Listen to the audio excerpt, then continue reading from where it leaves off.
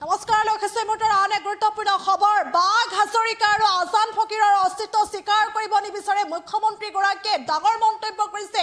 ইউডিএফৰ বিধায়ক আমিনুল ইছলামে যে বাঘ হাজৰিকা আৰু আজান ফকীৰৰ অস্তিত্ব স্বীকাৰ কৰিব নিবিচাৰে মুখ্যমন্ত্ৰীগৰাকী ইতিহাসবিদ নহয় মুখ্যমন্ত্ৰীগৰাকীয়ে ইতিহাস বিকৃত কৰিব খোজে আৰু সমান্তৰালকৈ মুখ্যমন্ত্ৰীগৰাকীৰ মন্তব্যত অসম ৰক্তাক্ত হ'ব মুখ্যমন্ত্ৰীগৰাকীৰ আসলে যি বিতৰ্কমূলক আসলে মন্তব্য কৰিছে যাৰ বাবে হিন্দু আৰু মুছলমানৰ মাজত সংঘাত সৃষ্টি হ'ব পাৰে আৰু এইদৰে এতিয়া বাঘ হাজৰিকা কাল্পনিক চৰিত্ৰ বুলি কৰা মন্তব্যত এতিয়া প্ৰতিক্ৰিয়া ব্যক্ত কৰিছে ইউডিএফ দলৰ বিধায়ক আমিনুল ইছলামে ক্ষোভ প্ৰকাশ কৰা দেখিবলৈ পোৱা গৈছে সবিস্তাৰে এই খবৰ আমি গ্ৰাফিক্স সহায়ত লৈ আহিছোঁ আৰু এইদৰে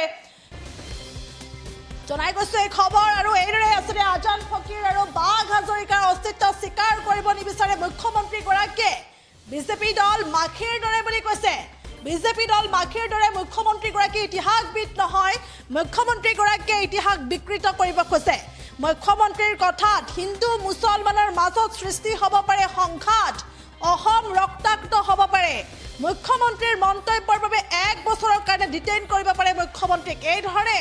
প্ৰতিক্ৰিয়া ব্যক্ত কৰা দেখিবলৈ পোৱা গৈছে ইউডিএফৰ বিধায়ক আমিনুল ইছলামে পুনৰলৈ কৈছোঁ বাঘ হাজৰিকা সন্দৰ্ভত এইবাৰ মুখ খুলিছে ইউডিএফৰ বিধায়ক আমিনুল ইছলামে মুখ্যমন্ত্ৰীয়ে বাঘ হাজৰিকা এটা কাল্পনিক চৰিত্ৰ বুলি কৰা মন্তব্যত এতিয়া এইদৰে ক্ষোভ প্ৰকাশ কৰিছে আমিনুল ইছলামে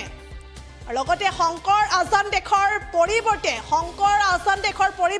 শংকৰ মাধৱৰ দেশ বুলি কৰা মন্তব্যটো প্ৰতিক্ৰিয়া ব্যক্ত কৰিছে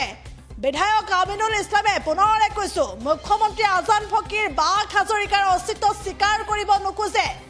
আৰু এইদৰে আমিনুল ইছলামে ক্ষোভ প্ৰকাশ কৰা দেখিবলৈ পোৱা গৈছে অসম ৰক্ষাৰ ক্ষেত্ৰত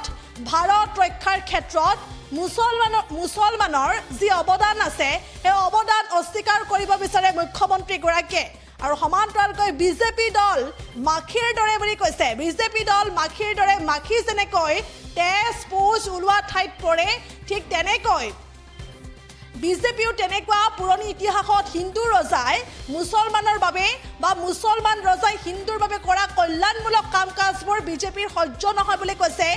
আমিনুল ইছলামে আৰু লগতে হিন্দু মুছলমানৰ মাজত কাজিয়া লগাবলৈ ভাল কামবোৰ ইতিহাসৰ পৰা নোহোৱা কৰিব বিচাৰে ইতিহাস বিকৃত কৰিব বিচাৰে মুখ্যমন্ত্ৰীগৰাকী ইতিহাসবিদ নহয় মুখ্যমন্ত্ৰীগৰাকীৰ কথাত সংঘাত সৃষ্টি হ'ব পাৰে অসম ৰক্তাক্ত হ'ব পাৰে মুখ্যমন্ত্ৰীক ৰাষ্ট্ৰীয় নিৰাপত্তা আইনৰ অধীনত 1 বছৰ পৰ্যন্ত ডিটেইন কৰিব পাৰি আৰু মুখ্যমন্ত্ৰীয়ে কৈছিল 18টা মন্তব্য 18টা সংঘাত সৃষ্টি কৰা মন্তব্য কৰা বুলি কৈছে আৰু সেই 18 বছৰ কাৰাগাৰত ডিটেইন কৰিব পাৰি এই ধৰণে এতিয়া মুখ্যমন্ত্ৰীৰ বিৰুদ্ধে আক্ৰমণাত্মক মন্তব্য কৰিছে ইউডিএফৰ বিধায়ক আমিনুল ইছলামে আৰু বাঘ হাজৰিকা আজান ফকীৰৰ অস্তিত্ব স্বীকাৰ কৰিব নিবিচাৰে মুখ্যমন্ত্ৰীগৰাকীয়ে এই ধৰণে কৈছে বাঘ হাজৰিকা সন্দৰ্ভত এইদৰে মুখ খুলিছে বিধায়ক আমিনুল ইছলামে মুখ্যমন্ত্ৰীয়ে বাঘ হাজৰিকাক এটা কাল্পনিক চৰিত্ৰ বুলি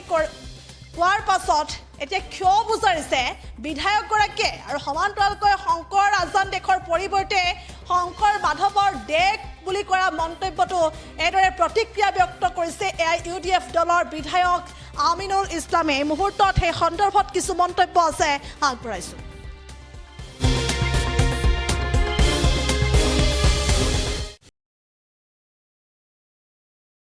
কৈছে তেওঁলোকে মানে মুছলমানৰ যিবিলাক ভাল কাম আছে অসম আৰু ভাৰত গঢ়াৰ ক্ষেত্ৰত মুছলমানৰ অৱদানটো তেওঁলোকে অস্বীকাৰ কৰিব বিচাৰে আৰু বিজেপি দলৰ বৰ্তমান আমি দেখিছোঁ তেওঁলোকে যেনেকৈ মাখিবিলাক মানুহৰ শৰীৰত য'ত ঘাঁ থাকে য'ৰ পৰা তেজ পুজ ওলাই থাকে মাখিয়ে গৈ গৈ তাতহে বহে ভাল অংশত নবহে বিজেপিয়ে খুচৰি থাকিব ইতিহাসৰ ক'ৰবাত ঘাঁ আছে নেকি মানে ইতিহাসত যদি মুছলমান হিন্দুৰ মাজত মিলা প্ৰীতি হিন্দু ৰজাই মুছলমানক কল্যাণ কৰা বা মুছলমান ৰজাই হিন্দু প্ৰজাসকলৰ কাৰণে কল্যাণমূলক কাম কৰা এইবিলাক কথা বিজেপিৰ সহ্য নহয় কাৰণ তেওঁলোকে সদায় হিন্দু মুছলমানৰ মাজত কাজিয়া লগাবলৈ ভাল কথাবিলাক তেওঁলোকে ইতিহাসৰ পৰা নাইকিয়া কৰি সংঘৰ বুলি তেওঁক আমি কাউণ্ট কৰিছোঁ বিজেপিৰ কাৰ্যকৰ্তা সন্মিলনত মুখ্যমন্ত্ৰীয়ে 18টা এনেকুৱা বিতৰ্কমূলক কথা কৈছে 18টা বক্তব্য দিছে যি কথাবিলাকে হিন্দু মুছলমানৰ মাজত সংঘাত সৃষ্টি কৰি অসমখন ৰক্তাক্ত কৰিব পাৰে সেই 18টা পইণ্টৰ যিকোনো এটা পইণ্টত মুখ্যমন্ত্ৰীক ৰাষ্ট্ৰীয় নিৰাপত্তা আইনৰ অধীনত ডিটেইন কৰিব পাৰি 1 বছৰৰ কাৰণে আজি মুখ্যমন্ত্ৰী কালি 18টা বক্তব্য দিছে